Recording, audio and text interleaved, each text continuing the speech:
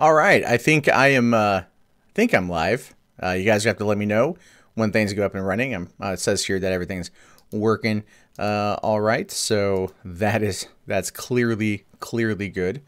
So yeah, sorry I'm a few minutes behind today. I usually do a 10 o'clock stream, and I ended up making a mistake and pushing it to 9, and then totally forgetting to go to the gym. And then when I'm like, oh, I gotta go to the gym, it was like a little later than I thought. So I got back a little bit later than I thought. What's going on, everyone? Hope you guys are having a good night. Tonight is, wait, I'm looking at the wrong fucking screen. There we go. There we go. So bring up the key image. So I'm trying something a little bit new with this. So I realized that with the baby and the amount of work I put out, it is a lot of fucking work. So like I don't have a lot of time in the day, and therefore things get neglected. Either it's the channel or it's the kid or it's whatever. So essentially, who needs the gym? I need the gym. But essentially, what I want to do is do what I did before at the Monday Match Show. That's now Rustl'd. So we'll be going through 4 or 5 stories. Many of those will end up being standalone videos for you to consume at a later date. So there's that. I just wanted to do that. But I just also like to marvel in this thumbnail. I think that thumbnail looks good. I think it looks pretty good. I think it looks okay. It's surprisingly a pain in the ass to make the thumbnail. Because Photoshop doesn't like... It gets a little bit wonky. So I got to play with it a bit. So yeah, we'll talk about the suicide. There's another thing too. So the Golden Gate Bridge finally gets suicide net. As I saw the headline before I made the thumbnail before I read the article, right? And there's only one article on it that I found. And so I'm like, oh, cool. They'll talk about it. It'll be interesting, you know. And I read through it, and it's like an activist's journey to get through that. And I'm like, oh, son of a bitch. So we'll look at it for like probably 30 seconds because there's almost like no information in there about this. It's outside of why the person is pushing for a suicide net, as if you need a reason to push for a suicide net inside of the Golden Gate Bridge, right? I mean like, you know, it would be like going to the suicide forest and putting up like, I don't know, what would be a deterrent there or something. It's all like here, take this tracking device so we can find you later. Okay. Wait, you can't see me, but you hear me? Jennifer, is it not working? Hold on. Is the... Huh, that's weird. Hold on a sec. No, according to this, it's working just fine. So if you guys should be able to see me. The rapper want that or 10,000 Star Trek Star Wars: The Last Jedi. I wouldn't say it's full of feminist propaganda. You can't see Matt, only a fat walrus. Oh, hey, it's you. Yeah, guess what? Get the fuck out of here. That's a guy who continuously likes to make up fake videos about me and make up falsities. So Matt is John Cena. Goddamn right, I'm John Cena. Okay, working fine. All right, great to know. So yeah. Here's the thing too, is if you notice the camera quality is a lot better from last night. I'm actually streaming with my my Canon 70D routed into my PC through an HDMI to USB grabber. The thing, this is kind of a test to see if it works. So the stream will probably only be about maybe hour and a half or so. Hour and a half to 2 hours is what I'm generally looking to do because I don't want to burn it out. So I've got a little contraption I made that allows me to essentially half push down the shutter on the camera, allowing it to bypass the 30-minute mark for automatic shut off. So we'll see if it does happen to shut off. I can just turn it back on really quick. So there's that. You saw the title. We're going to talk about Woody Allen. No, but I will make a Woody Allen joke in that story. So yeah, he did videos on RTU too. Yeah. I'm not. God damn it. I'm not Big Al. I'm not Big Al. I'm Kevin Smith, motherfucker. So there's that. And it's not a new camera. I've had this camera now for over a year, coming up on a year and a half. So, hey, what's up, Void? How are you? All right, so we'll give it a few minutes. This thing takes a couple. We have a couple stories, Mr. Grimm. I mean, pretty good. Talk dirty to you. So, the Golden Gate didn't have a suit. Yeah, no. There's some info there. But apparently, yeah, it did not have a suit. It didn't have a safety net. Am I actually Kevin Smith? No, I'm not actually Kevin Smith. But I play Kevin Smith on the internet sometimes. So there's definitely that. But yeah, we're gonna do this show. I don't know if it's gonna be like an every night sort of thing. I haven't figured out a schedule yet. Tomorrow night's gonna be difficult. My sister's coming into town, so that's gonna be difficult and everything. So it's gonna take a little bit of fine tuning. But I'm trying to double up on work so that I don't completely run myself into the goddamn ground. So they.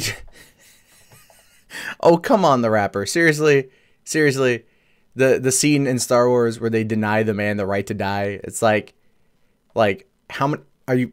Come on, man. That's not SJW propaganda. Jesus Christ. Jesus. If it would have been like I'm a man and I need to go sacrifice myself for everybody, and they're like, no, I'm a woman, I'm gonna stab you. Something along those lines, I'd give you that, but no, come on. Now, the following line was a little bit kind of bad writing, but at the same time, no, I disagree. Gothic thought, I'm live occasionally. Yeah. I'm live occasionally. Content to organize your magic cards, Stu. Awesome, generous lover. Although I have to ask the serious question. Are you a pedo? Because apparently there's a lot of them in Magic right now that are. Abaddon, yes, I've seen it. I liked it quite a bit. Can't wait for the second one.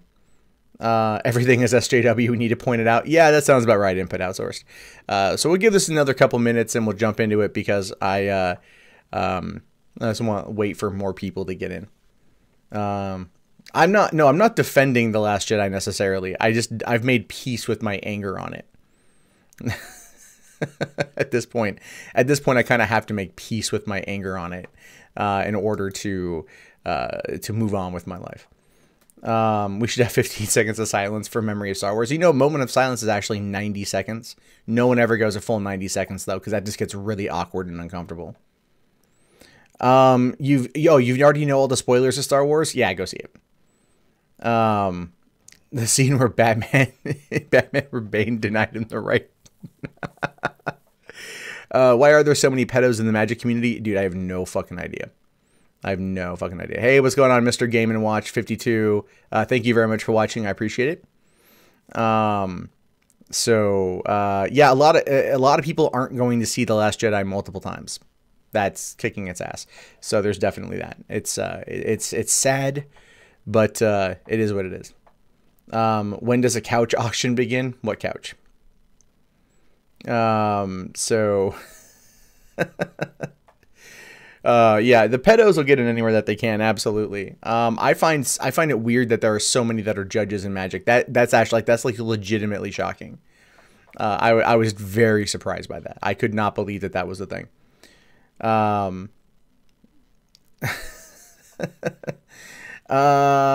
know what, Shenyongo, I actually only saw the monologue for the Golden Globes tonight, which I thought was both funny and horrifically sad at the same time. Like there were some good jokes in there, and then there were some jokes you're like, oh, really? Did you really have to do that? But Oprah doing a listening and believe makes sense to me. Given how things are going in LA right now, or going in Hollywood and entertainment, like in my vlog earlier, I said Hollywood McCarthyism, and that's very true. I think that's coming back. So wait, hold on. The Power Rangers movie was something that Michael Bay would come up with, and now they're creating a sequel. Well, the sequel for Power Rangers has not been greenlit yet. They do want to do, I think it's 5 or 6 movies as a total arc. They have an arc planned out, which sounds cool. I really like Power Rangers. But again, the movie didn't do very well, so I'm thinking we're getting kind of screwed. I still haven't seen the Slender Man movie trailer yet. I'm your source of nightly news. Oh, thank you. You should probably watch more people though, because I only have one opinion, and there are many opinions out there. Which Star Wars movie is my all-time favorite? That's easy. Empire Strikes Back. Pixels, thanks for being a fan. I don't know how Rich is. I'm assuming he's with a cucumber somewhere. So, happy, I guess. I do kind of favor Kevin Smith. Yeah, I totally favor. I'm the dopest YouTuber. Love my content. Alex, thank you so much, but I'm not going to agree with you on that one. So Hollywood has ruined every film because of their personal and political biases. Maybe. There's a lot of movies that have been kind of hurt, but again, it's telling a story, and it's what the story they want to tell. It's just that's where it is. You hate the listen and believe notion. It's so dumb. We need evidence. I agree, man. We absolutely need evidence. Absolutely. Have I seen the trailer for James Cameron, Alita Battle Angel? Yeah, I have. Well, it's Robert Rodriguez directing it, but Cameron producing. So Rodriguez, I'm on board with. You haven't seen anything out of him in a while, and I'm willing to give it a shot because of Rodriguez and also Cameron producing. And it's something he's wanted to tell for a while, so you know he was like really involved. So I have good feelings for it. Thoughts on PewDiePie? I like Pewds. Brandon, I have played Wolfenstein 2. I did not like it as much as Wolfenstein 1. I felt that while the gunplay was a lot of fun, the graphics I feel like were too... If it didn't feel right to me, as well as the story just got so utterly ridiculous. I feel like it lost itself in the nonsensical nature of it all. How big of a Logan Paul fan am I on a scale of 1 to 10? I'm going to answer that with what is cancer? Matt V. Rich, Dawn of the Cucumber. James Kratos 777, you are noticed. So, how does someone as big as Boogie flip-flop so fast? What is Boogie flipped on? What's he flip-flopped on? I saw people giving him shit on Twitter today, but I didn't look into it, so I have no fucking idea. When did I start about my full name? So just Mundane Matt? A while ago, I did. I changed the YouTube name, and that de-verified me. So that sucks. I gotta go email them and be like, yeah, hey, I got de-verified. I gotta get that verified back. They haven't infiltrated Warhammer 40,000 yet. Dude, they have been trying. They have been trying. So, there's definitely that. Okay, so we're 9:22 p.m. What are we looking at here? We have got 249 people. So let's get going. We got a good group of people that are in here right now. I appreciate everyone that's come in. You know, it's definitely a lot of fun doing this kind of stuff. It's always more fun to do it live, to be honest with you. I just prefer it that way.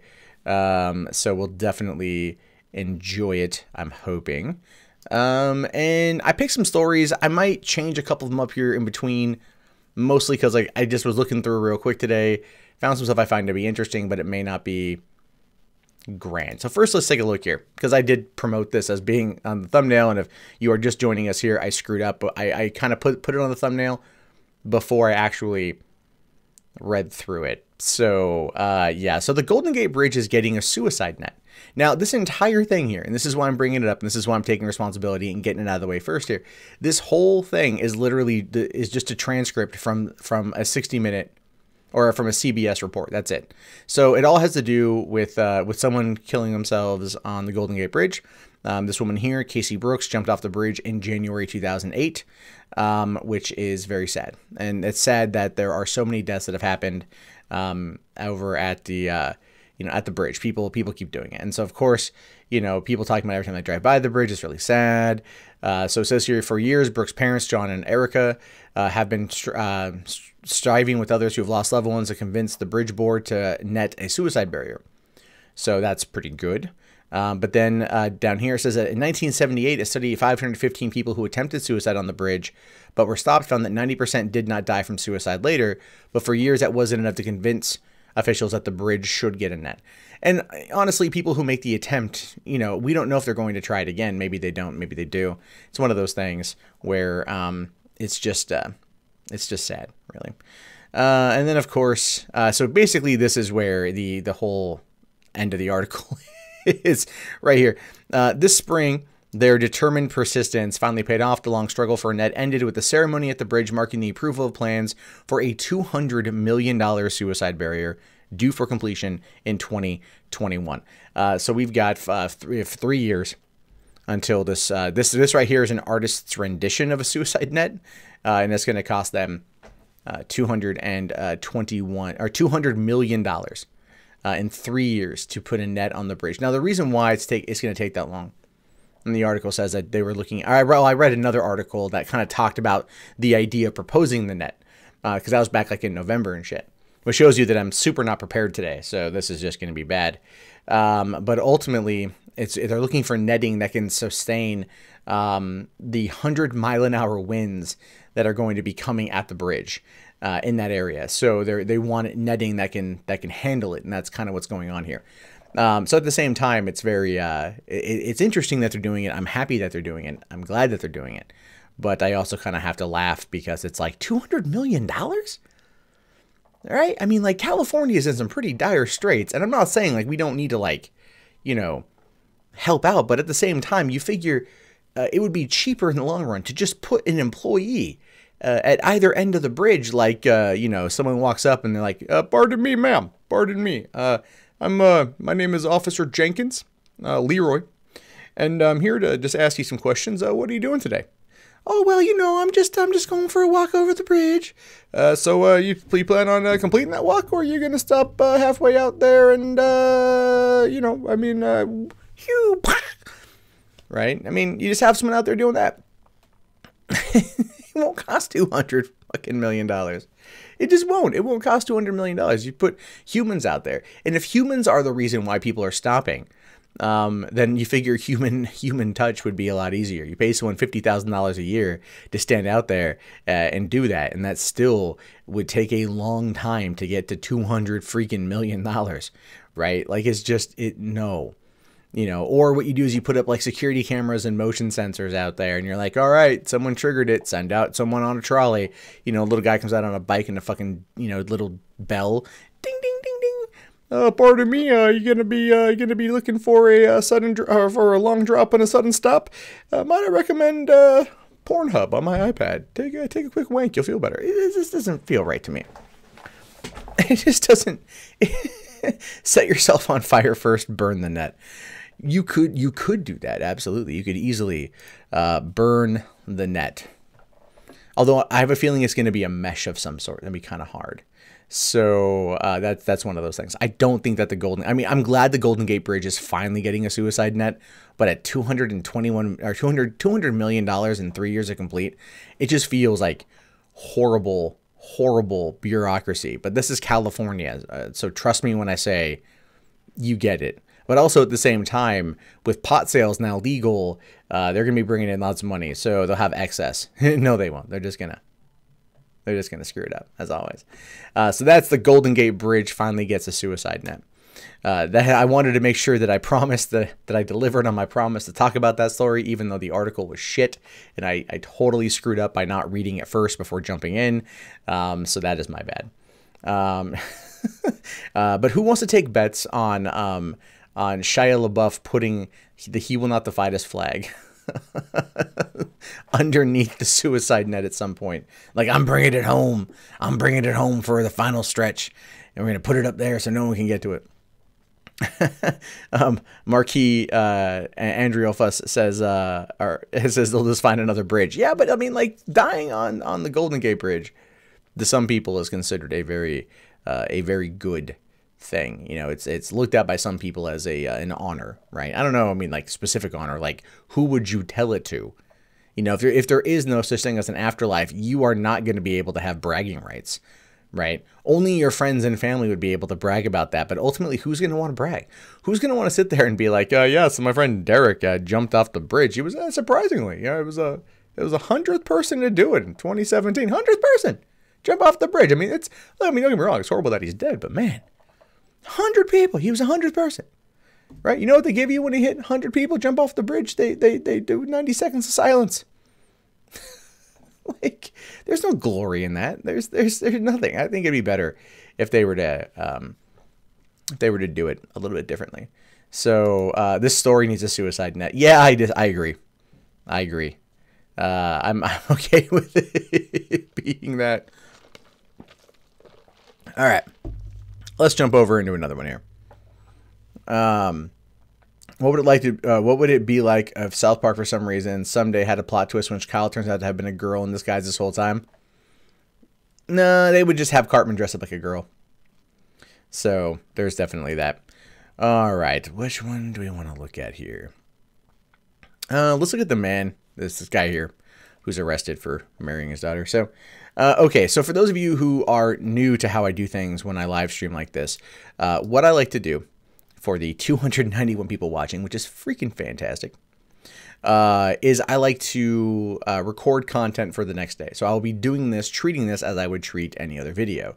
So you guys will be able to see me kind of do the whole intro, the outro, as well as any fuck-ups that could happen. So if I screw up and you see me go snaps for traps, then there's that. So if you are a long-time watcher of the Mundane Matt Show, when I was doing it, you know that I do snaps for traps when I screw up, which can happen.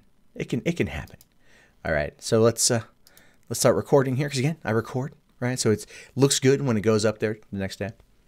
So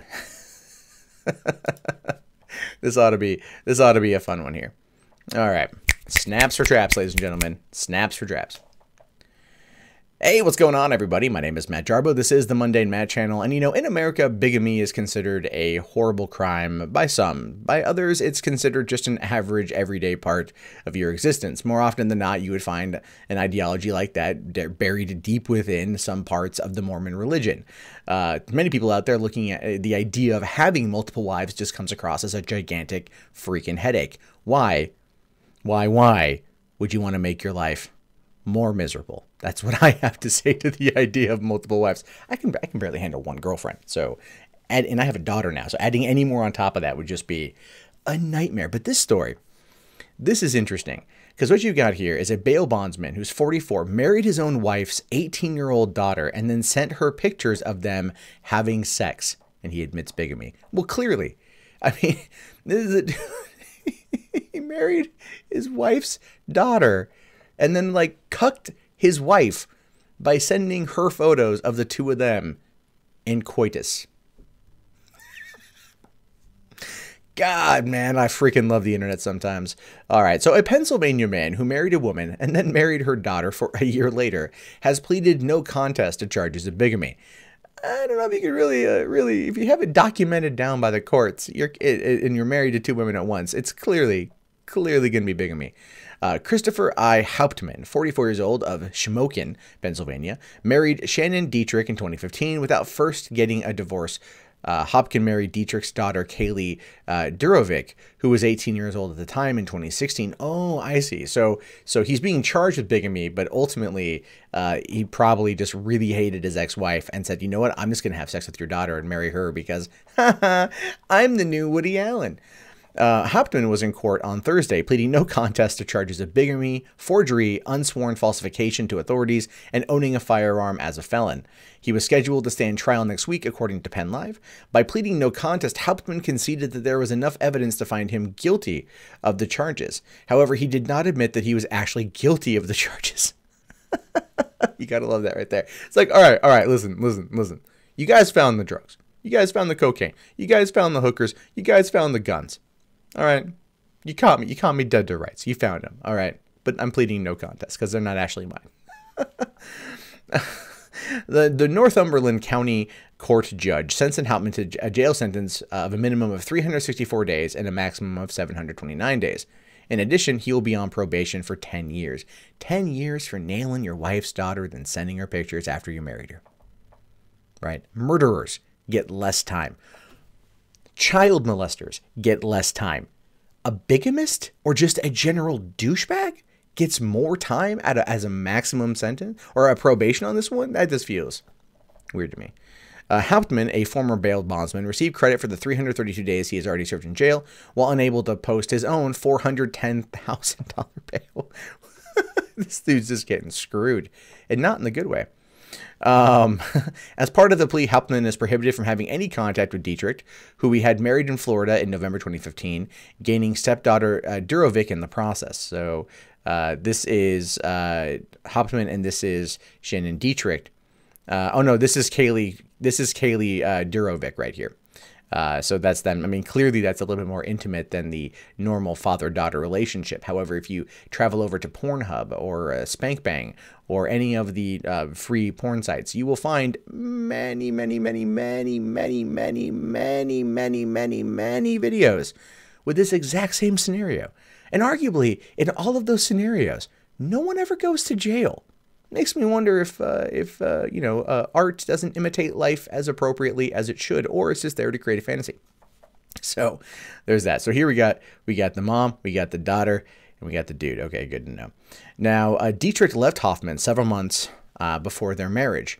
In September 2016, less than a month after Durovic's 18th birthday, Hauptmann married his stepdaughter, neglecting to divorce Dietrich. Okay, so they were only married for a little bit of time. Clearly, this dude is a bit of a scumbag, or a well-consenting adult, and she left him.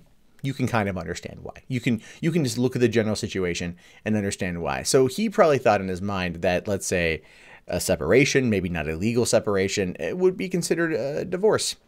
Nope, these things require lawyers. This is why, my friends, you don't get married.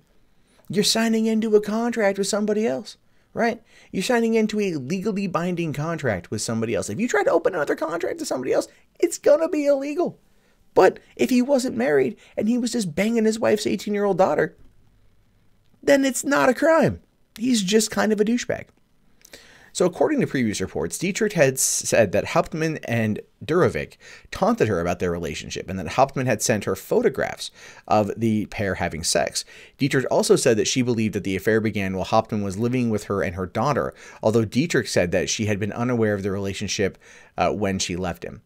Okay, so at this point, what we're looking at here is the accusation, and it is a very subtle accusation of inappropriate actions with a minor, depending on the age of consent in that state.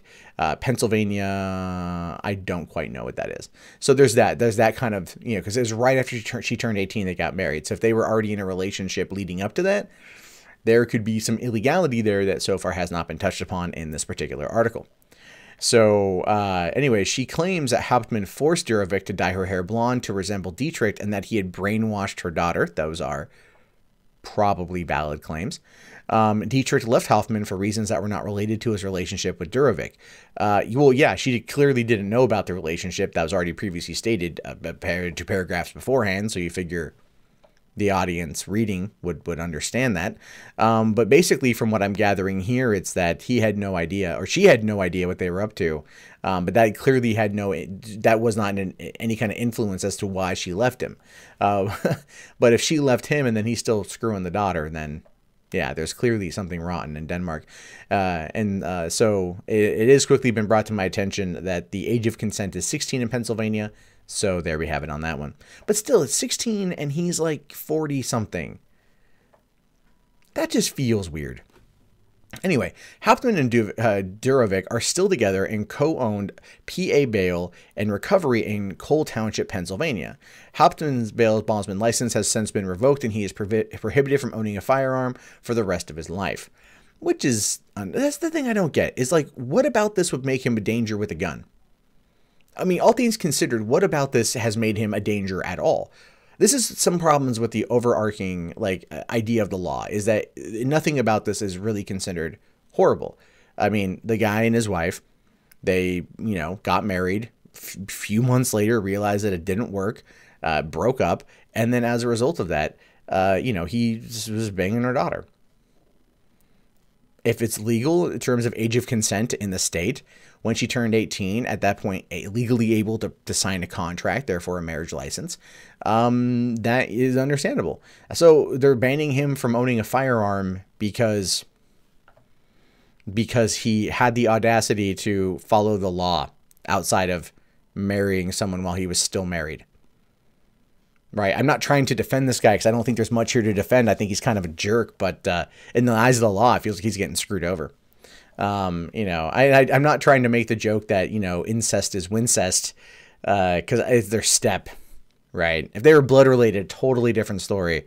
Again, like I said, go to freaking Pornhub, man, like right now, and everything is like MILF or step or whatever, you know, that's what it is right now. That is a hot topic. So I expect more stories like this to come out, simply because it just feels like it's the most taboo thing on the market right now, and people are into that kind of stuff. Now, Hauptmann's plea deal covered charges of forgery and tampering with public records. Ah, there we go. Well, okay, because yeah, that's what they're getting him on right there, because he forgot to file for divorce. He was accused of having used false documents to apply for a new social security number in 2010. Well, that's a problem. While using what is said to be his real last name, Buckley, authorities said that his fingerprints for Hauptmann matched those of Buckley.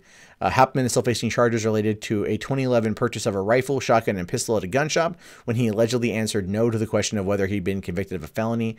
Okay, so he'd clearly gotten in some problems before, and that's where this whole thing's coming from. Okay, see, you gotta lead with that stuff, because otherwise it just sounds like the system's screwing him over. And it does ultimately seem like the system's screwing him over a little bit here, but at the same time, it's also like, you know, they're making it seem like he's losing the right to own a gun because he porked his wife's daughter and then married her. Right, like that's just a thing. So Hauptmann has a felony drug conviction from New Jersey under the name Buckley, and therefore is not legally allowed to possess a firearm. Okay, that I understand. Hauptmann still faces additional charges involving illegal possession of a firearm, tampering with public records, unsworn falsification, in a county which his name I'm not going to even attempt to pronounce, which were not covered by his no plea contest. And so that's that right there. So this is a situation where this guy, this lovely gentleman right here, you know, I'm bringing it up there on the screen. This guy is a piece of work. He's a real piece of work. And I have to just laugh at everything involving what he's got himself into. All right. I mean, like, yeah, he got busted for a drug conviction, can't own a firearm. I understand that completely. However, he's facing a lot of trouble for literally porking his stepdaughter and then marrying her without divorcing his ex-wife. So really, this guy, if you think about it, if you really want to think about it, this dude essentially has out Woody Allen, right? Woody Allen and Mia Farrow were married, right? Then here comes Soon Yi, which is from another marriage. All right, she adopted her while she was married to another guy, right? Soon Yi and Woody ended up getting into a relationship that, you know, that was secretive, but she, I guess, was of age. Then they got married, and they've had some kids since then, right? But this guy kind of out Woody Allen. So for that, I have to give him props. At the same time, come on, dude.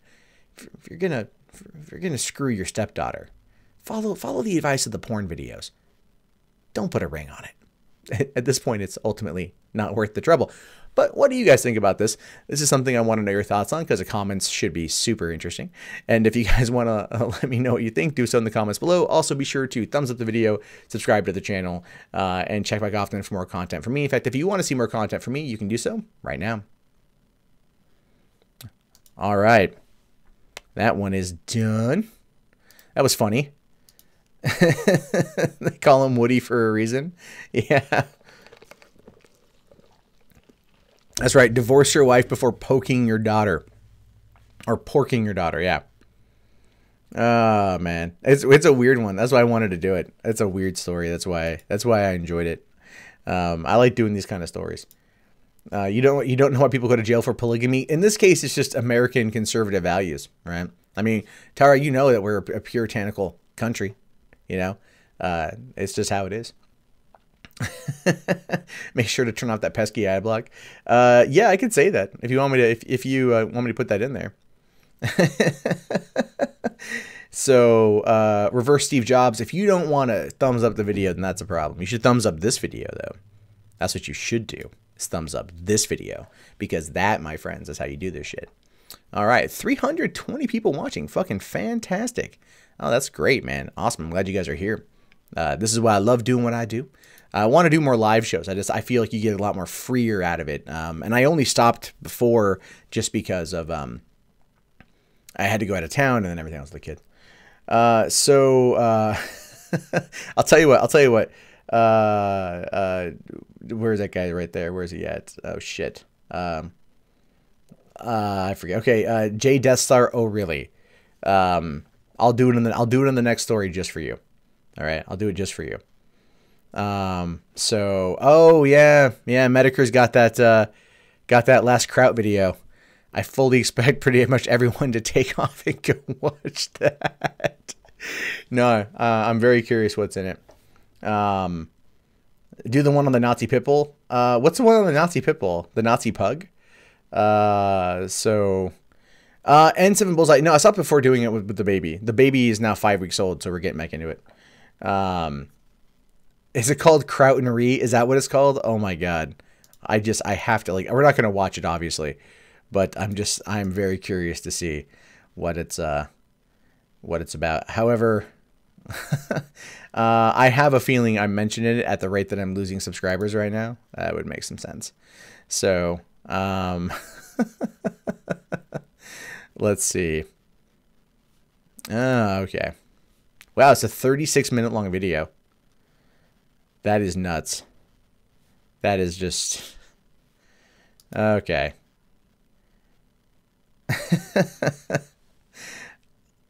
I don't think I should... I guess the question is, am I mentioned in this thing? I am kind of curious about that one. But I don't think I am, because there's nothing I'm not involved in any of that shit. Unless it's like the Kilroy stuff. And no one's been tweeting at me saying I'm a horrible bastard, so I guess that's okay. I guess I somehow escaped this one, because I was in the last one. So, all right, cool. I'm good with that. I'll watch it once we are done, absolutely, because I want to see it. You know, well, I don't always agree with what Jim says. I do like Jim as a creator. So, sauerkraut. Yep. Okay, where's the next one here? So, we've done that one. We've done... Okay, so we'll do this one here. This one I thought was interesting, because I like scams. They're funny. Oh, I'm safe? Perfect, man. Perfect. I'll take that. I'll take being safe. You never know what's going to happen these days. You literally, legitimately never know what's going to happen. Real Crimson Dagger. Send it over to mundanematt.com/submit. You can send that over there. Dax Jacobson. I actually have it rigged to not shut down. I figured out a way to do it. It might be getting pretty warm here, so I might have to test it in a sec. This is a tester to see if I can do it for this long. So again, we'll go through these pretty quick, and then I might only do like an hour or something and not go full the 4-3. We'll do the 2 more videos, and then we'll go from there. So we'll do that. All right, where the fuck is goddamn OBS on my goddamn dashboard? Okay, so start recording on this one. Sweet deal. Okay, remember, snaps for traps.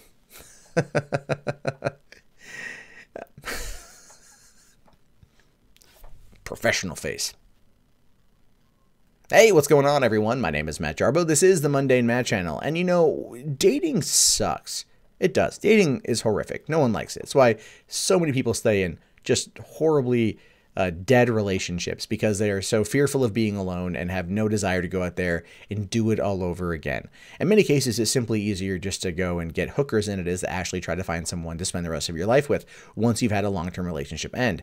But in some people's cases, they will fall for whatever comes their way because somebody is debonair enough and is able to pull it off. And here we see a story about a fake millionaire tycoon gets prison for online dating scam. And I'm sorry, I'm not going to be crying any type of tears for anyone who scams people on the internet, especially a fake millionaire. So it says here that a man who posed along the East Coast as a millionaire oil tycoon to scam women on the internet dating sites out of hundreds of thousands of dollars was sentenced on Thursday to nearly 4 years in prison. Now, okay, a millionaire oil tycoon, right?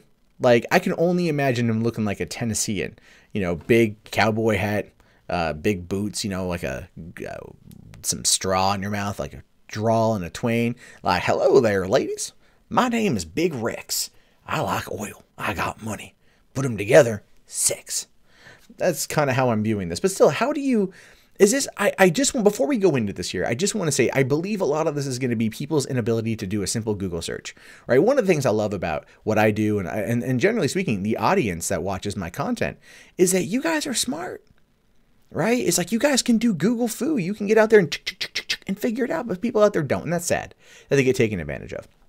It says here, U.S. District Judge Laura Taylor Swain described John Edward Taylor as sick and dangerous as she ordered him to serve 3 years and 10 months in a prison, an additional up to 14 months he served after related Virginia conviction. Yeah, someone who's scamming women, not just women, just people in general, out of hundreds of thousands of dollars is clearly a piece of crap. But 4 years does feel essentially like a low amount of time. But like I mentioned before in other videos, is people can, commit murder and get like 5 years, right? But, scamming someone out of material possessions can get you just as much time. The way we judge, crimes here is very odd sometimes. Now, the judge said 16 of Taylor's 24 victims from New York and Atlanta lost several $100s to more than $50,000 after encountering his quest for money, respect, admiration, and control. Oh, so he was a pickup artist. He must have been a real red-pilled motherfucker. The most red-pilled motherfucker. Remember, folks, be sure to turn off that pesky ad block. Yeah, I'm going to hell. She said some victims who lost a total of more than $290,000 were left financially ruined, while others had credit ratings ruined or were left suffering from fear, depression, anxiety, and concern for their personal safety. And I do understand that when you've been scammed, and I think, it doesn't matter how big the scam has been. I think there are a lot of people out there that have been scammed horrifically by people. And it does leave them feeling anxious and depressed and concerned for their personal safety. Is this person going to come back? Right? Like, my car was stolen on Christmas night. I've talked about it before, but it's like my girlfriend's car was stolen, and we're kind of paranoid now. So it's like lights are on, we're getting cameras installed, we're doing all this kind of stuff to make sure it doesn't happen again, because our personal safety has been compromised, and therefore there's a level of fear that comes along with it, right? Just seems to make sense.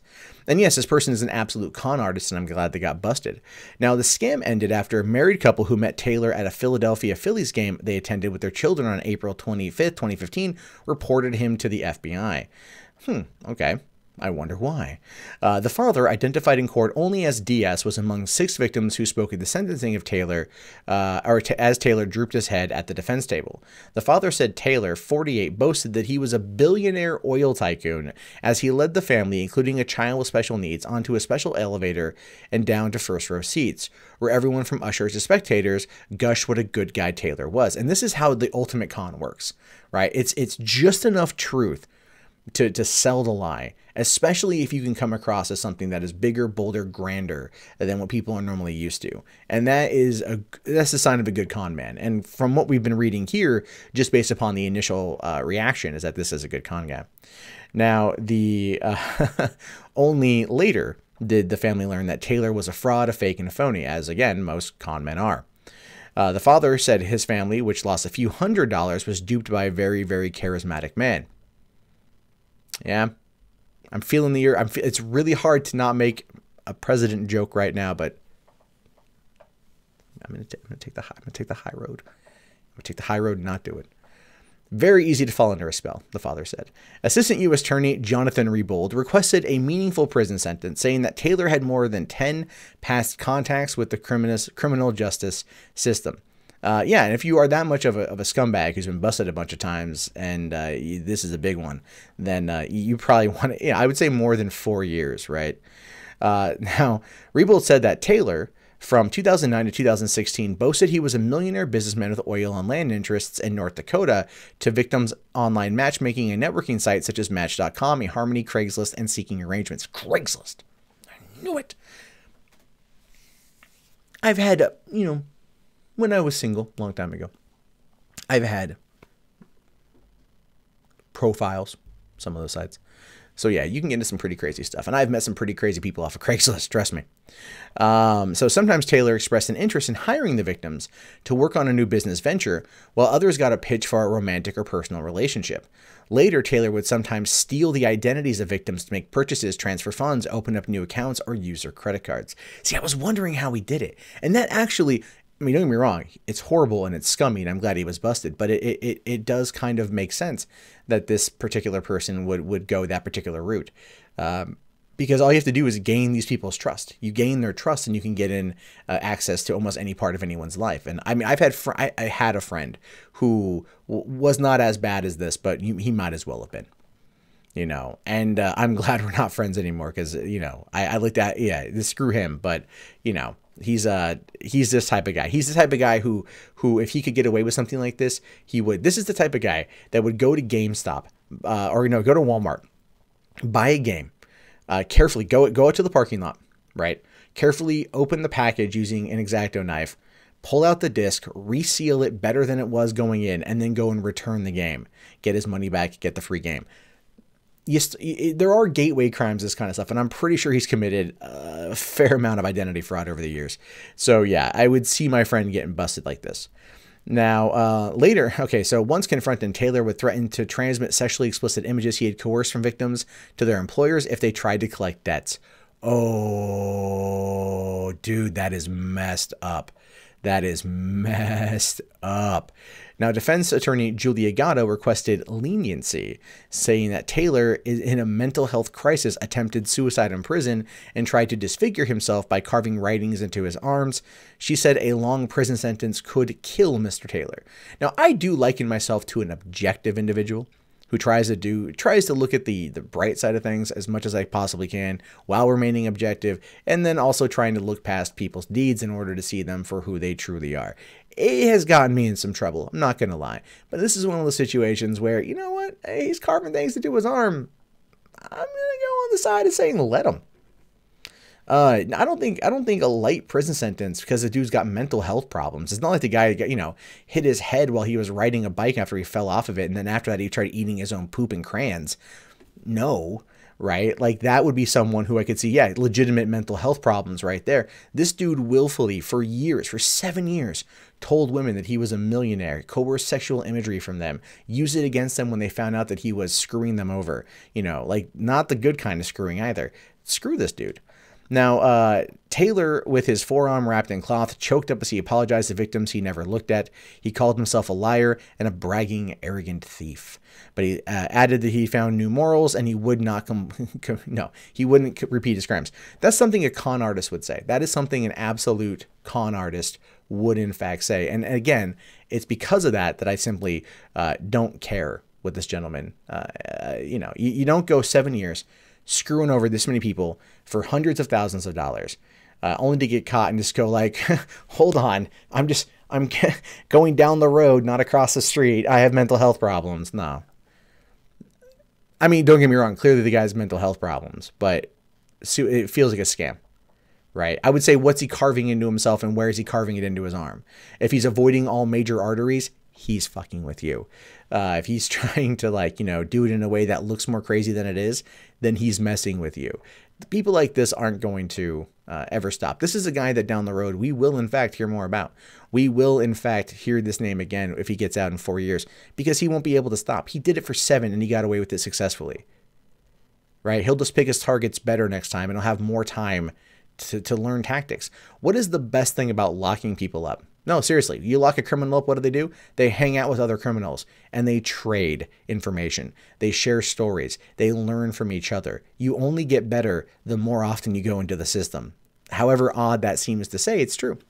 So this is one of those times where I'm glad this guy's caught. I'm hoping he gets ultimately a longer sentence, and I'm hoping he never does actually hurt anyone else ever, ever, ever again. However, I want to know what you guys think about this. Do you think 4 years is too long? Is it short enough? How would you punish a guy like him for pulling off these crimes?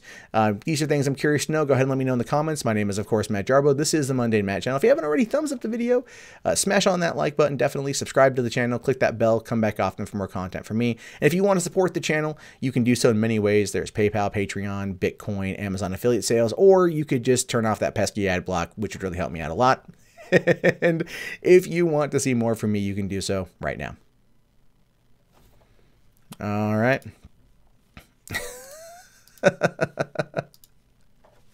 Yeah.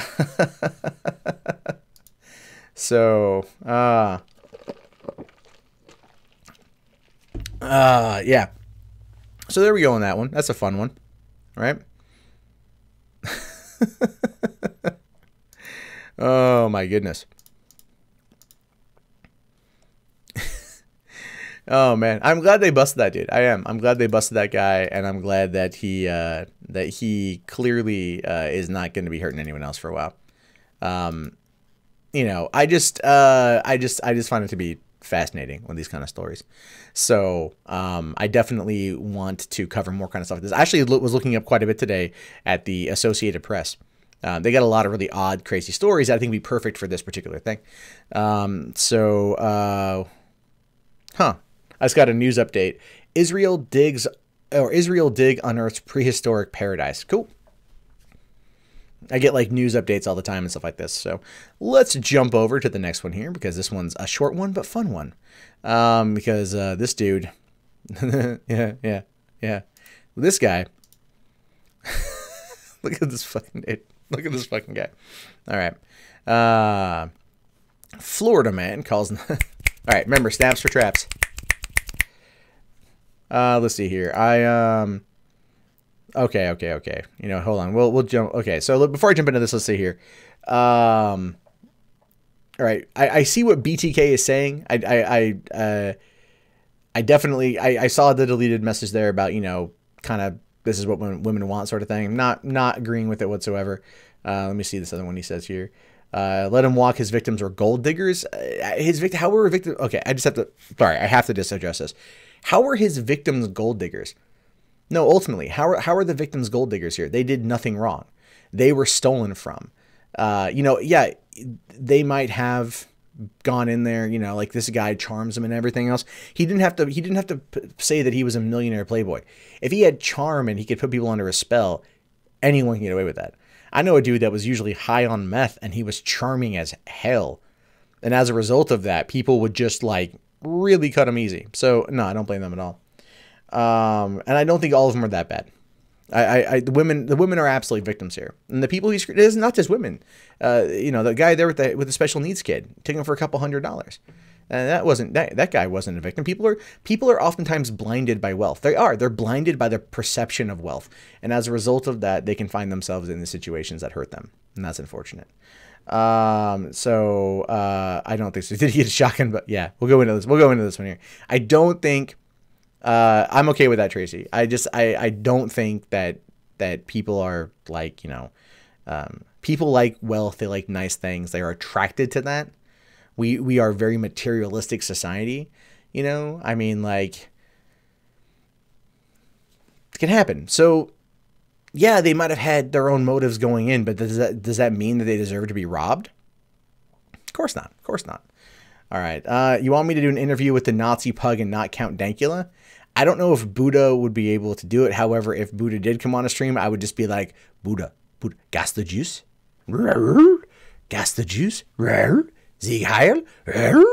You know, yeah, I would do that. I would get, if, you know, he should have just taught that fucking dog to dab.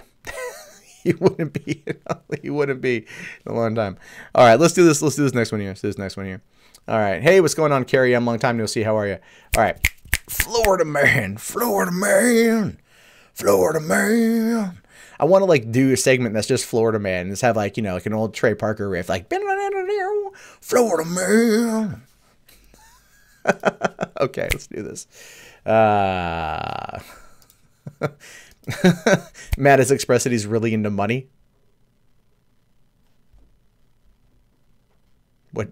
Yeah. Anyway, professional time. You fucking assholes. Okay. Hey, what's going on, everyone? My name is Matt Jarbo. This is the Mundane Matt channel, and Florida Man has struck again. Right? Let's be fair. Let's be realistic. If you hear the name Florida Man in front of any headline of any article, you immediately pay attention because you know it gonna be good, because something that comes out of Florida that's, you know, seceded by a man is always going to be a lot of fun, especially here. Look at the headline here. Florida man calls 911 to report himself for drunk driving. This, my friends, is why I love Florida, because you get the crazy stuff like Florida man caught trying to eat off face of other Florida man, right? It's happened before. Now you get Florida man calls 911 to report himself for drunk driving. That's a responsible Florida man, and that's a Florida man that I can get behind. However, if you take a look at his face here, it almost looks like someone gave him a shotgun blast of acne. Not gonna lie, I stole that joke from someone in a live chat. So, full disclosure. Anyway, it says here, Winter Haven, Florida. Florida authorities are sharing the details of an unusual 911 call on New Year's Eve from a man who said he wanted to report himself drunk driving. Now, here's the deal. New Year's Eve is a crazy time. I didn't want to leave the house on New Year's Eve. I did for a little bit. I had the baby. We were worried. I was going slow, and I was keeping a vigilant eye out for crazy people who are drunk. That's what you do on New Year's Eve. Now, this guy at least had the solid mind to go, I am in a position I can't get out of. And he called for help, which is what you are essentially supposed to do. So while it is going to be fun to mock the guy throughout the course of this story, I just want to kind of like set it up first by saying, like, this gentleman did the responsible thing. It's just perfect that it came from Florida. It wouldn't have had the same impact if it was like Alabama. No, Alabama man would work too. Like California. No, I guess maybe it could work for New York. You know, Iowa man. If an Iowa man calls 911 to report himself, no one is going to care. No one is going to care. Anyway, Polk County Sheriff's officials say the dispatcher kept him talking while directing officers to the scene. And good, keep him calm, keep him active, keep him talking. Be like, sir, where are you right now? I don't know. I see a tree. I think it's a spruce.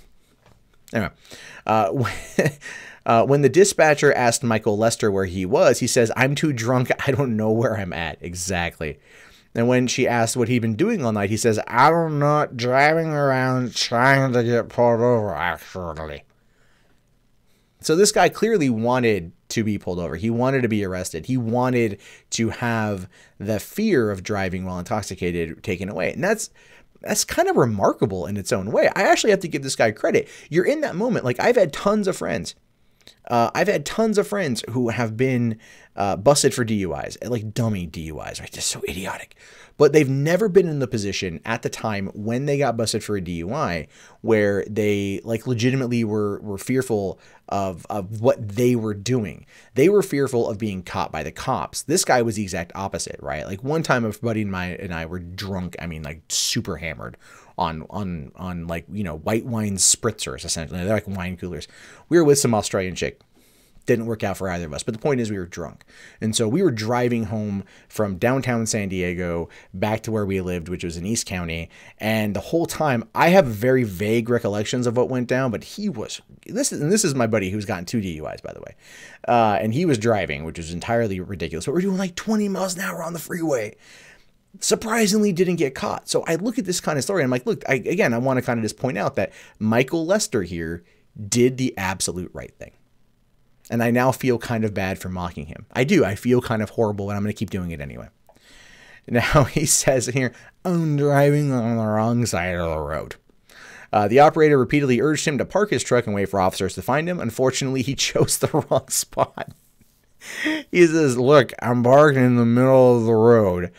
He said sirens could be heard in the background a short time later. So basically, this guy got done watching The Hangover and just sat in the car instead of putting a sign saying couldn't find a meter, but here's $3.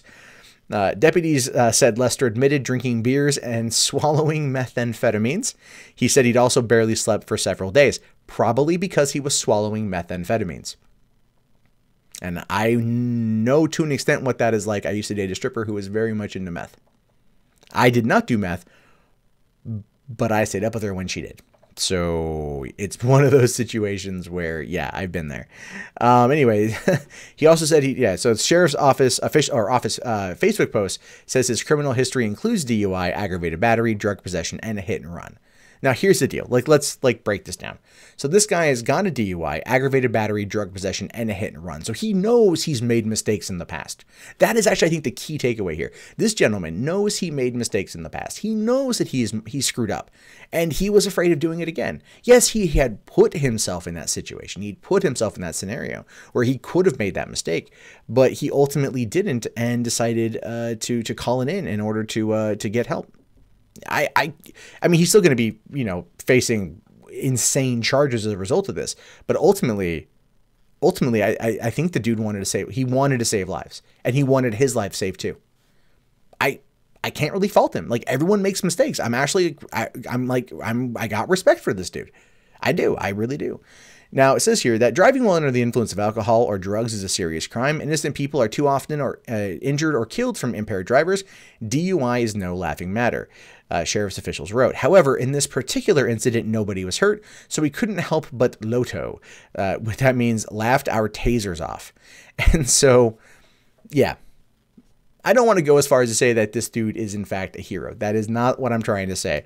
But what I do want to say, though, is that while he has found himself in this position where he could have done something horrible and he took the appropriate steps to make sure it didn't happen and clearly make sure it didn't happen again.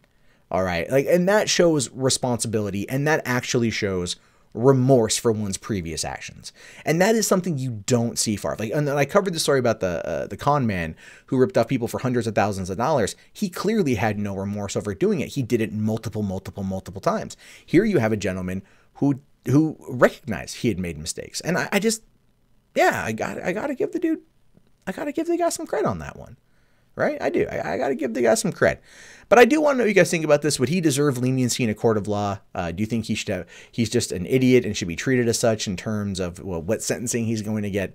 Or should they look at him and just go like, he did kind of the right thing. We're just going to tase you a few times, maybe give you a blanket party and send you on your way.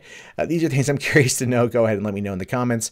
My name is, of course, Matt Jarbo. This has been the Mundane Mad Channel. If you guys haven't already, hit that thumbs up, smash that like, get this video going on in the algorithm. Comment below because that also helps in the engagement, which helps out in the algorithm. And if you really want to support the channel, which I would hope you all would, be sure to you can do so with PayPal, Patreon, Bitcoin, Amazon affiliates, or you can just turn off that pesky ad block. But if you just want to watch more content, you can do so right now. All right. Fuck, I can't even talk right now. Send the Florida man to rehab. I agree. Okay. Sorry, there was a super chat I saw in there. I want a couple super chats. We've had a couple of them so far. I do want to take a look here. So we've got one from Mr. DJ Fly High, $2, saying, imagine a picture on Logan Paul in the suicide net. Yeah, exactly, man. That's the thing, is I tweeted that out to Logan Paul this morning, and some people were just like, oh, dude, come on, that's a dark joke.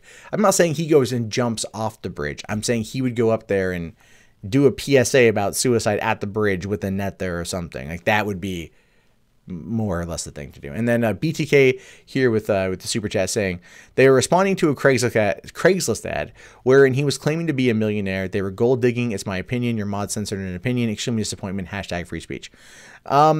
He's got a point there. You know, he's got a point. BTK has a point. I don't agree with your opinion. I don't. I think that they made a mistake. I think that they clearly made an error, and I think that being taken advantage of for making that error is that. This is not a situation of they were asking for it. This is clearly not that.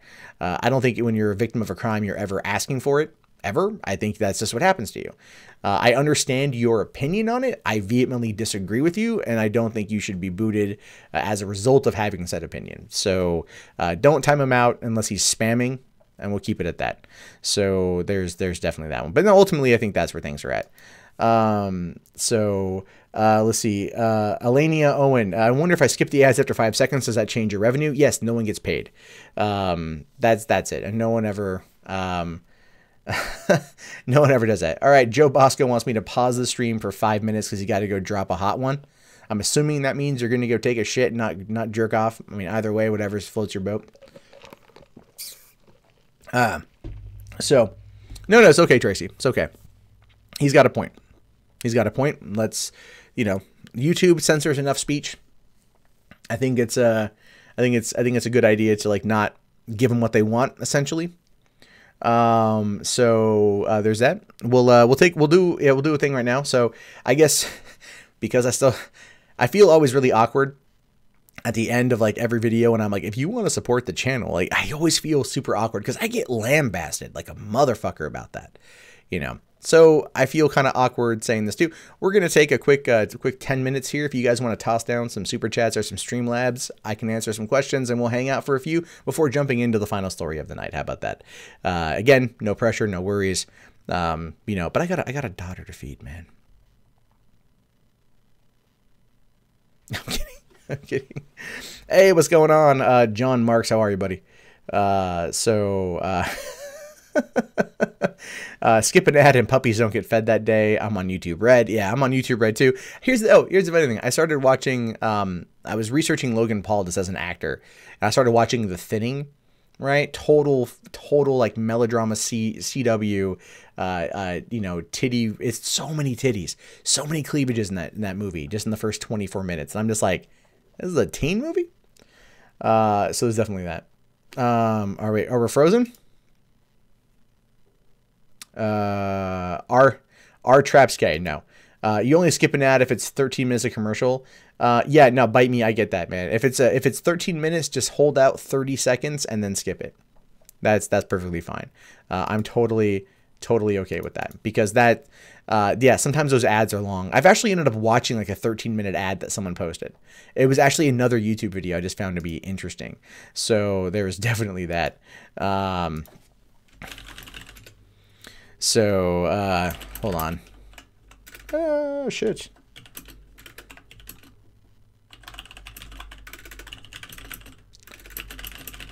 Okay, there we go.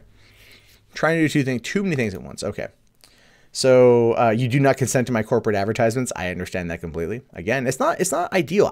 I wish we could go back to 2016, man, where it was just like, you know what, ads worked. That was it. You knew what you were getting into, right? You would watch an ad, you get the content. I knew you'd watch an ad, you get the content, I'd get paid. That was fine. It was a good symbiotic system. Now I feel like everyone is out there with a handout saying like, please, sir, may I have some more? And the downside to that is it's the thing. So I type really fast. I type at about 85 words a minute, Gabriel. I type about 85 words. So there's definitely that. You once had an ad that was a 15-minute video that was it was a lecture. Yeah, again, I've seen, like, there was a thing they were doing for a while where YouTubers could purchase ads and use their videos as ads. And I thought about doing that too to boost my subscriber count. But it doesn't necessarily work as well as you want. I have a buddy that's paid a lot of money to Google AdSense to get his channel up there, and it's just, he owes them money. So are trapeziums gay? Some, Stephen. Some are gay. That's the thing. Some are gay. Not everyone's gay. You're always 50-50 with the ads. We tend to watch them if they're between 5 and 15 seconds. Yeah, I know, man. It's sometimes, and the thing is, like, they repeat the same ads. Like, I pay for Hulu Plus or whatever, or like, yeah, I have Hulu, and I pay for like the ad-free stuff, because when I had like the regular like $8 a month plan and I would just watch normal, they would run the same ad like 3 or 4 times in like a fucking half-hour show. I'm like, nah, it's worth the $4 just to not watch it. No ads, create your own crypto. How would you create your own crypto? Because I'd make a mundane coin. Yeah. Oh yeah, man. You saw three ads. That was a 3-hour ad that was just a bunch of Christian speakers explaining why Jesus was real. I would probably watch that whole thing and be like, yeah, I got nothing else going on right now. Why not? So, Eleni, I don't know why they allow the option to skip ads. I honestly don't. I think it just gives people control, and they ultimately want control. And that's what it boils down to. I see, every time you click on one of my videos, an Indian video pops up. Can you take a screenshot and send it to me next time it happens? So, YouTube's gone downhill. Seeing them protect Logan shows why they need new management. Yeah, a little bit. It's pretty bad, man. It's pretty freaking horrible. And they've gotten really militant on the manual reviews so far this year too. Most of my videos have been confirmed for manual review. This month is going to be tough to get through. Absolutely. I'm actually looking for sponsorship deals, which I've got a couple lined up for some small stuff. And I'm just finalizing the details. So, well, here's the thing, Joe Bosco Jr. It's like talking about Patreon and videos. You're reminding people, right? I understand what you're saying, but ultimately in the psychology of it, you are reminding people. Like, here's the thing. If I want to get you to like something or whatever, I'll mention it like 3 times. Repetition is what gets people to react. And that's just the way that we're kind of wired. And so that's why you'll notice marketing and advertisements will tell you, if you're watching an ad and it'll be like, like, okay, let's say 1877 cars for kids, right? They got that fucking jingle, that stupid jingle. It's like 1877 cars for kids, 1877 cars for kids, 1877 cars for kids. donate your car today. They say it 3 times. And then they say, donate your car today. What they're doing is that jingle is marketing to you to get rid of your car. All right. That jingle is telling you that's the number to call to donate your car. That's what they're implanting in your mind. That's the advertisement. And it sucks. And people are in fact susceptible to it, very susceptible to it actually. But that's just the way it is. So, so basically, if I were to talk about my Patreon or whatever, organically fitting it into the video 3 times would be the proper way of doing it. I don't know if I could. The most I could do would be asking you to either like it or whatever, which is why I have the little icon for liking the video in the beginning, subscribing, as well as at the end, because that is repetition. You see it, you see it, you see it. And then also it does work out in my favor. I mean, additionally, I could probably drop it a 3rd time in there too, just as a way to get people interested, because there's another thing, and I'll let you in on this as well. And I haven't played with it too much yet. You can find out so on a YouTuber can see the average view duration every 28 days, right? Or however long. So you look at the average view duration and you can get to that point and go, okay, so the average view duration for me is about 5 minutes and 50 seconds per video. The average video of mine is usually around 9 to 11 minutes. So people do turn out, and that's fine, right? But the average comes in at 5 minutes and about 50 seconds. So if about 5 minutes, 30 seconds, 5 minutes, 40 seconds, if I were to drop a little thing in there, people might see it then before they tap out. And they might see a little thing like, oh, go to this next video or go do this. In fact, you might notice a card pops up on my videos at about 5 minutes and 30 seconds with links to another playlist. And the reason why I do that is actually because that is the average view time. Therefore, if someone's bored with what I'm saying, they can then jump over to something else that might therefore pique their interest. It is all marketing, man. It is all marketing. And that is also going to be lessons I teach in my book. So there you go. A little bit of thing there. Ajit Pai is basically screwed now. He kept kicking the hornet's nest. Now 17 states are suing the FCC. Yeah, I mean, I know Washington State's going to sue the FCC over net neutrality. They're still going to enforce net neutrality rules here in the state. A lot of other states are doing the same thing. Ajit Pai probably won't last 2018 in the FCC position. But how does that influence people to care about your content? Again, people are going to care. Some people aren't going to care. The idea essentially is this. While yes, I have a Patreon and I talk about it and I other things as well, and I have those there. The idea is mostly that I feel personally that I come across as being relatively straightforward, and I want to have a conversation about stuff. I want to talk to people, so people get to know me through that.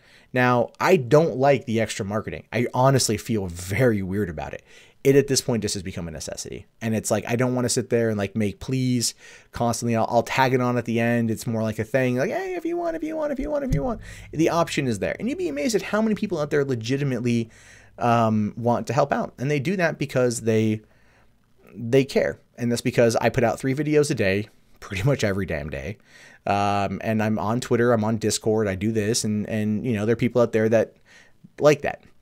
I've gotten many emails from people over the years that told me that they view what I do as it's helped them out through dark moments because they've had really shitty moments in their lives, and some people have told me that they've been suicidal and that they've my videos have helped them out. Something about me has helped them get over that particular part in their life, which is just insane to hear that being said to you, for one.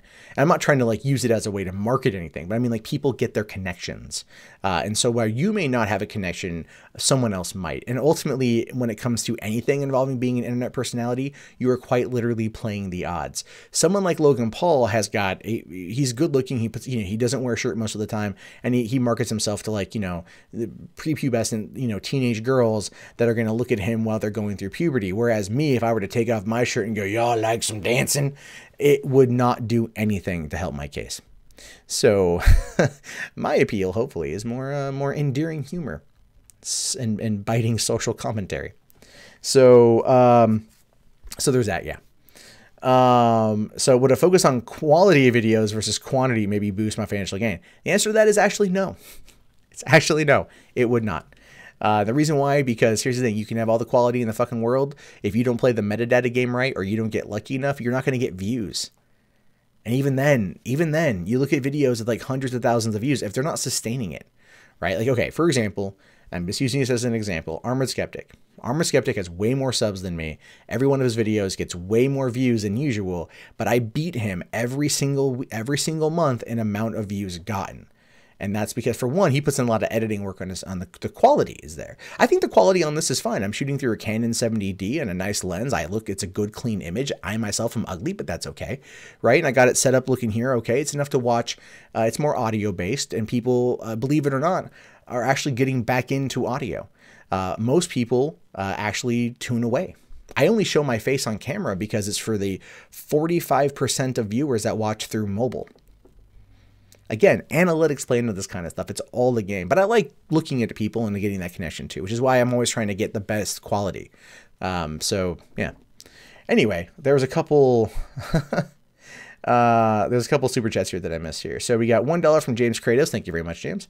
$2 from Lieutenant Dan saying collab with Bunty about marketing. Oh, yeah, totally. I'll be seeing Bunty at VidCon. Not VidCon, at VidCon as well, but also I'll be seeing Bunty at Kilroy.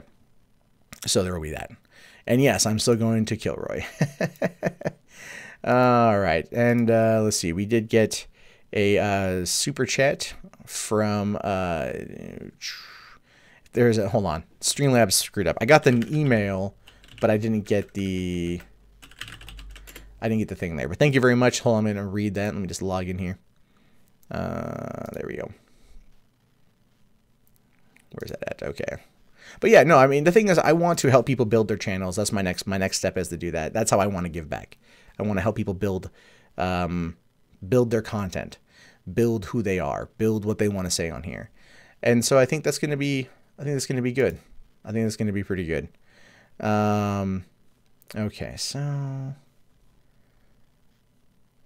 all right. Okay. So, okay, well, we got one here from BTK came in again, saying, I respect your opinion. I appreciate you standing up for mine. Much respect. Here's some baby money for the minion.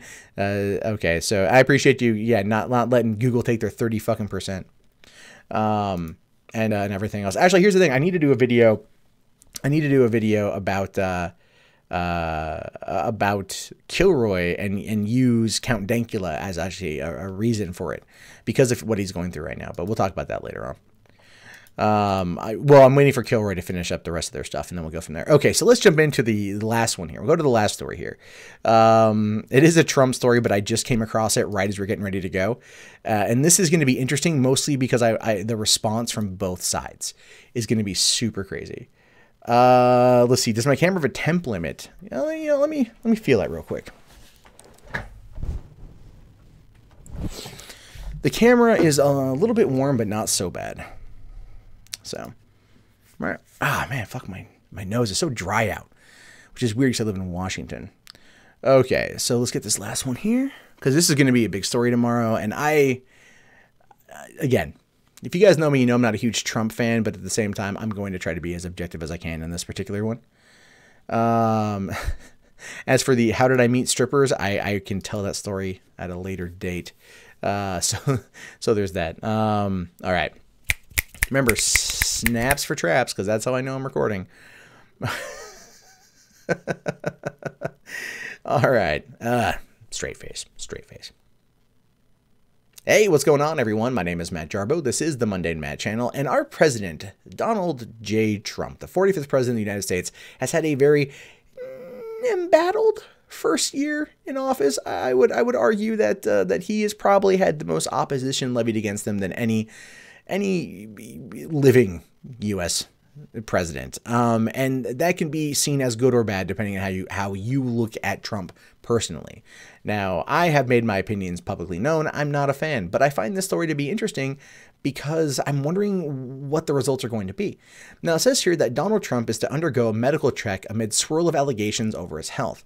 Now, if you are not an avid watcher of maybe like the Daily Show or Colbert or Seth Meyers or I believe even John Oliver or any of the late night comedians, they constantly poke at Donald Trump's health. And part of this has to do with quotes he has said, right? For one, he doesn't exercise because he believes that all energy is finite, like that includes your body. And so if he exercises, he will be expending, or no, you only get a finite amount of energy.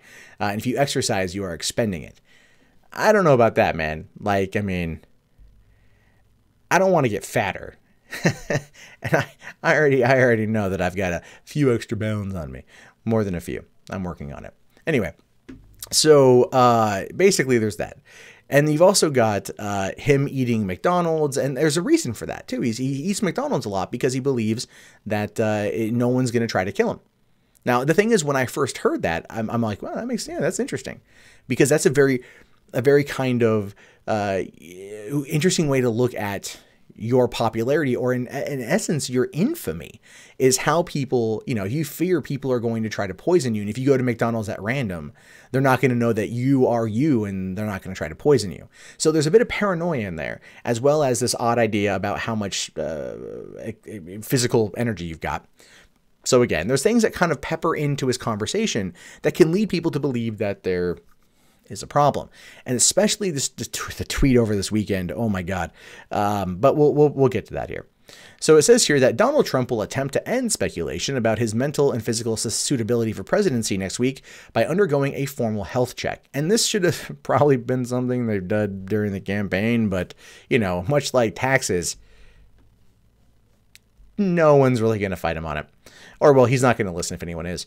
The U.S. president is to be examined by the same doctor as his predecessor, Barack Obama, and a summary of the results will be made public. Now, this I like, because for one, Trump has made it very clear that he wants to destroy every single thing Obama has ever touched, right? Like, which makes the whole P-tape allegation seem far more realistic than not. Like I said, I ain't even mad. If the P-tape is real, I'm not even mad. I want to see it.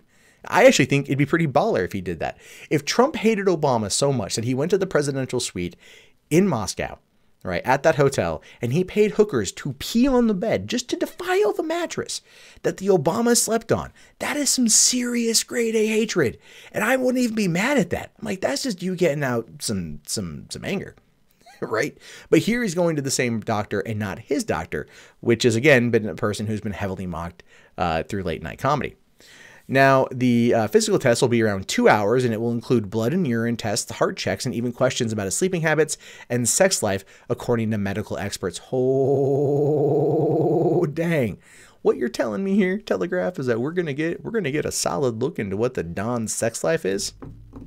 If the information is going to be made public, are we going to be able to find out just how many times him and Melania, you know what it is. I can't say it because of YouTube demonetization, but I don't even know what I'm doing there. Little bit of this, little bit of this, maybe a little bit of this, right? I mean, I don't know. I'm just saying. Anything happened? But we're gonna find out. I want to know if we're gonna be able to find out like what his like masturbatory habits are, because that would just be odd. That's like odd information. Like I don't need to know. I don't even really want to know. But if someone was like, I know how many times a year Donald Trump masturbates, I'd be like, my brain is a treasure trove of nonsense and useless trivia. Lay it on me. And eventually it would pop up somewhere in some bar trivia. They'd ask the question, oh, right, presidents for 200. How many times a year did Donald Trump masturbate? Like, oh, I know this answer. Anyway, so there's that. It will be carried out by the Walter Reed National Military Medical Center on the edge of Washington, D.C., the country's largest military hospital, on Friday. By undergoing the first formal medical check since entering the White House, Mr. Trump hopes to put to bed allegations about his mental state that emerged this week. And clearly this has to do with the Fire and Fury book, where Michael Wolff claimed that Mr. Trump was failing to recognize old friends and often repeat stories word for word. The White House called questions about his mental suitability for office disgraceful. Now, here's the thing.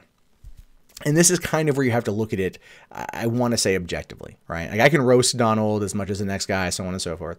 But at the same time, when you look at the fact that they're coming out and they're going to do this health checkup as a way to prove he's fine, as a way to prove everything is fine, it almost tells you that there's something that's not quite right, right? It does.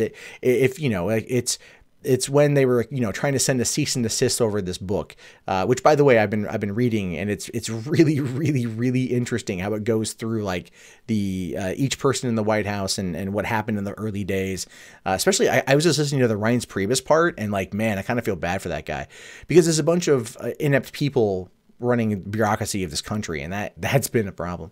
But anyway, I mean, it's like they're not, there's a lot there that they've sent a cease and desist letter, but not a lot of people have outright, flat out denied what was said. I mean, Bannon himself today came out and said that he apologizes for the words that were in the book, therefore admitting that they were real, which then lends credibility to other parts of the story, which is then not going to be something that's going to be easily deflectable by the administration, which is probably why they're doing this. This is just another way to show that everything is fine. And I'm sure that the 71-year-old president is probably going to come out with a relatively normal bill of health for the person his age. The doctor will probably say, like, look, you need to stop eating KFC. You need to start having salads. You need to start masturbating at least once a day to make sure your prostate's working properly. And if not, Melania can get in there with 2 fingers, push right to the left, and she'll help you out. The point is like that's what you're going to need to do. Now it says, however, those hoping for a tell-all medical reveal may end up disappointed, according to Arthur Kaplan, the founding head of the Division of Medical Ethics at NYU School of Medicine. I already don't like where this is going. Because earlier my joke was, are we going to learn this private information about the president? And then they're telling me now, no. Not a fan. Not a fan of you, Arthur Kaplan, you head of Division of Medical Ethics. No, I'm kidding. The president has the same right as any citizen of the United States to keep his medical information private. He told the Sunday Telegraph, there's never been legislation requiring that he does otherwise. Now, the thing is, if they are going to make this information public, they are probably going to, block out certain things, but keep certain things there. The examination is merely a custom that has become the norm for presidents in recent years, rather than a constitutional or congressional requirement. Actually, I would argue that in some cases, it probably needs to be a congressional requirement, just to make sure, like, the president's not, going toe-to-toe with a little foreskin-headed mini-man out of North Korea about who's got the larger button on their desk that can, launch a nuclear missile. We know for certain that Donald Trump has a button on his desk for Diet Coke. I just really hope he doesn't make that mistake. But of course, no. They've already come out and said that there's no way that the button launches the nukes. There's a whole process. Remember, Hillary Clinton herself said it was like 30 seconds. Now, nonetheless, Mr. Obama, the former president, set the bar of expectation pretty high. His 2-page medical summary released in March 2016 goes into remarkable details. Obama's height is 73 inches, weight 175, body mass index. I don't know any of this stuff. Okay, so... and it does say here everything from alcohol drinking habits occasionally and in moderation to his use of nicotine gum, and cholesterol levels were spelled out in the official release. The specificity has raised hopes that some of Trump's mysteries can finally be solved. Is he really 6 feet 3 inches tall, as the president has claimed, despite evidence to the contrary? Has a diet known to lean towards cheeseburgers and KFC had any impact on the well-being of the oldest man ever elected U.S. president? And again, these are valid questions. They are legitimately valid. And the reason why is because the health and mental stability of a president is clearly something that we all want. The last thing we want is like another Howard Hughes up there growing, not that Howard Hughes is ever president, but like someone like Howard Hughes, bottling their urine and letting their fingernails grow long. Like, we don't want that. We want to make sure they're okay. And I think that, I would say that for any president, truly.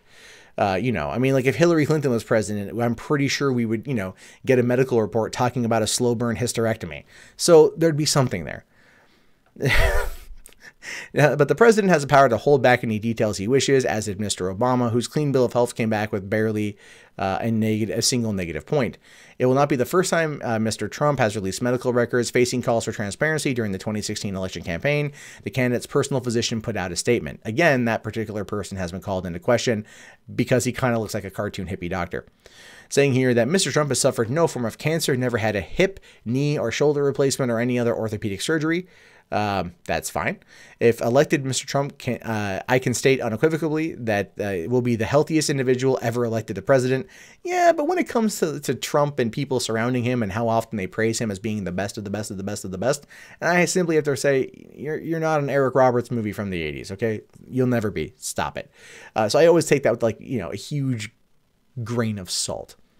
Reports on how a glowing assessment was procured, written in 5 minutes while a limo sent by Mr. Trump waited outside, according to NBC News, dented its impact. Exactly. When the doctor is like, you send a limo to the guy. All right, jot me a note. You're the healthiest president ever, sir. Here you go. I'll take my check, please. Dr. Bornstein declined to comment on next week's medical when contacted by the newspaper. The U.S. history is littered with past presidents hiding illnesses. Grover Cleveland used a cover of a fishing trip to have secret cancer surgery on a yacht in 1893, fearing the impact on the markets if news got out. And that is a very valid concern. That is, if a president is seen as being unhealthy or unfit for office, it will have an impact on the economy. When Trump was elected, that night, that infamous night that apparently Melania cried and so did many other people on the left, I just sat home going like, wow, holy shit, I'm going to make videos talking about this. And I actually made the most money ever on my channel on election day because I talked about it. So thanks, Donald. Anyway, the point is that it can the down went up, right? Everything's gone up since then. If this were to come out negatively against Donald Trump, that would definitely have an impact, right? That would definitely have an impact on the situation as a whole. Franklin Roosevelt was said to have hidden the fact that he was at death's door when he sought re-election in November 1944. He won but passed away within 6 months. And it's only recently that the full scale of John F. Kennedy's numerous medical problems and the drugs he used to relieve the pain have come to light. The lack of legal requirements for presidents to publish medical examination results have led to calls for the custom become a rule, and I agree. I mean, here's the thing. Back during Bush's presidency, like GW, there was a time he had to go get like a 2-hour operation, and he had to go under anesthesia. And at that moment, they made Dick Cheney acting president, right, as is customary. That was something that wasn't heavily talked about. It was not hidden, but it also wasn't heavily spread. This is a situation where if Donald Trump had to go in for any kind of surgery and Mike Pence was, basically kind of put in power for that moment of time, there would be a media frenzy over it. And this particular story is going to be a media frenzy.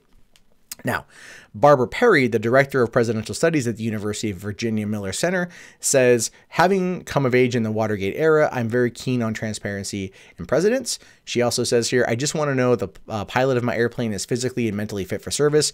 The American people have a right to know the condition of their candidates and presidents. And that is very true. And on Friday, he'll definitely do that. And trust me, America will be watching, mostly because the news media, when this story goes big tomorrow morning, is going to be talking about it nonstop all week. And it's entirely possible that this conversation, that this entire thing is being done as a way to deflect from Donald Trump, as being a way to, or deflect from the book, the Fire and Fury book. It's entirely possible that that is what's going on. And I wouldn't put it past him to actually be using it as a way to kind of draw some fire away from that. Same with the Bannon thing.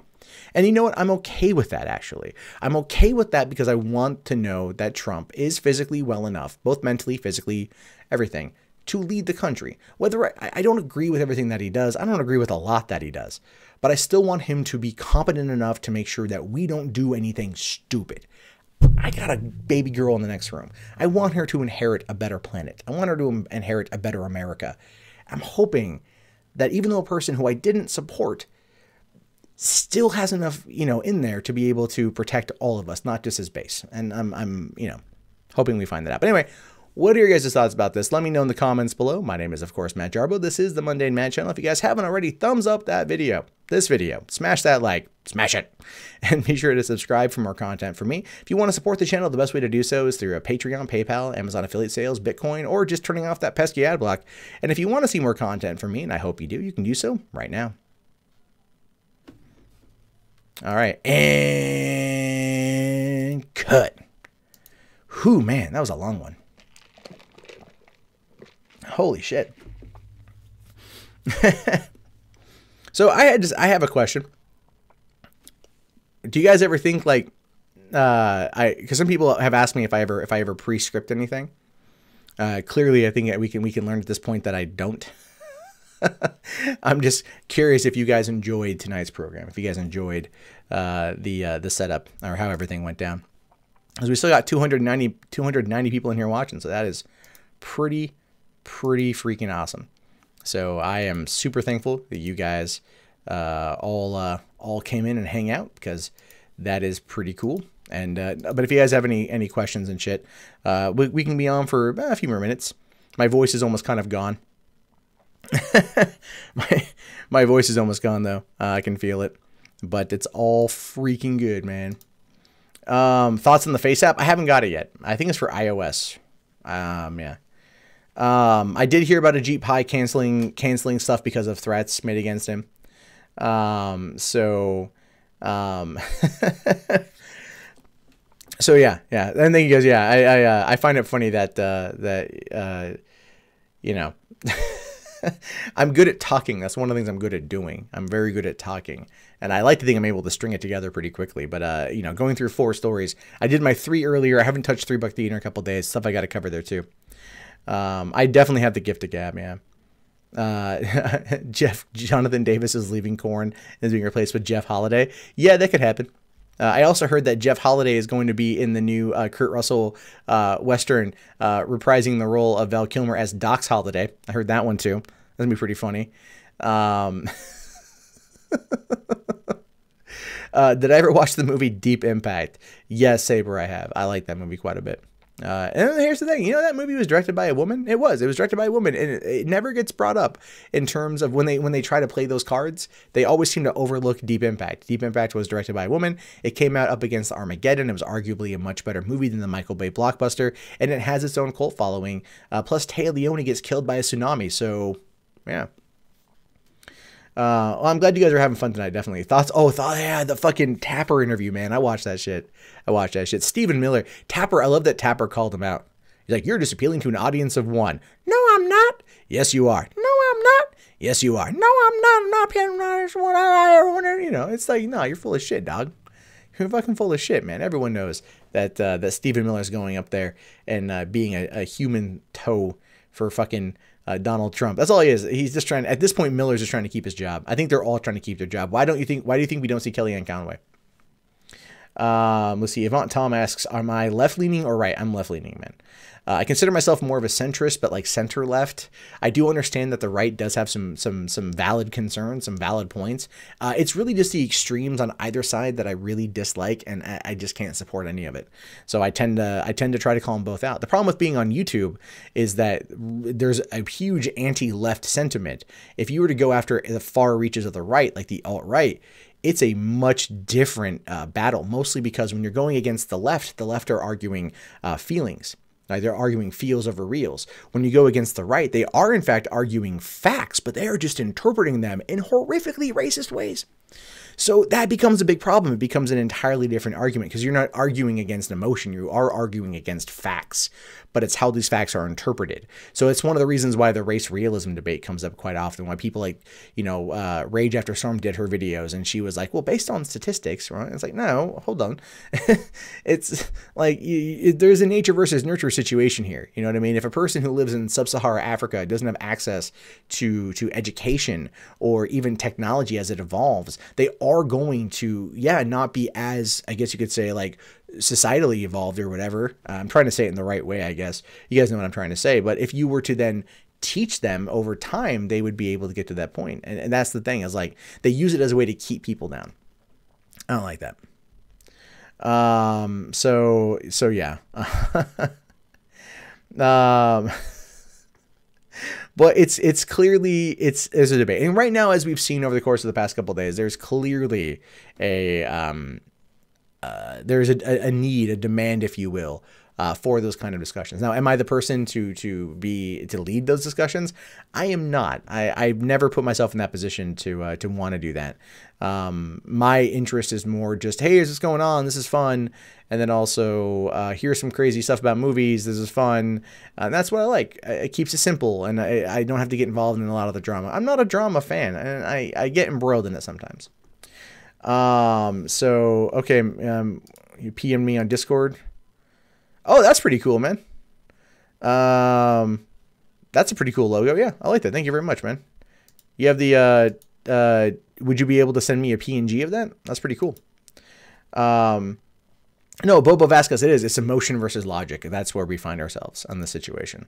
It makes it very difficult to have those discussions.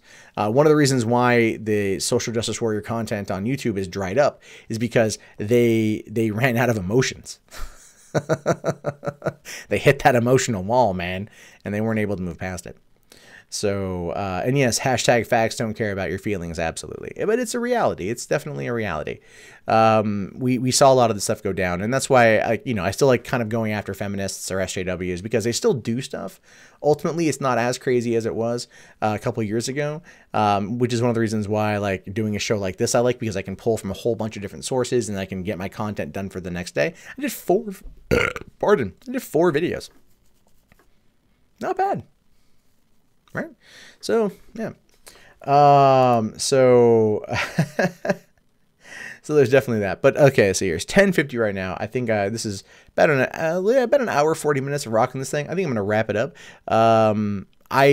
Tomorrow night, I don't know if I'm going to be on. If I am, it will be later in the evening, not 9 p.m. or so, because my sister will be here.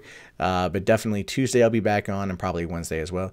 So anyway, guys, I really, really, really appreciate you guys hanging out with me while I tried this. I really am glad that my camera worked this amount of time, and you guys got a good looking image of me compared to the other.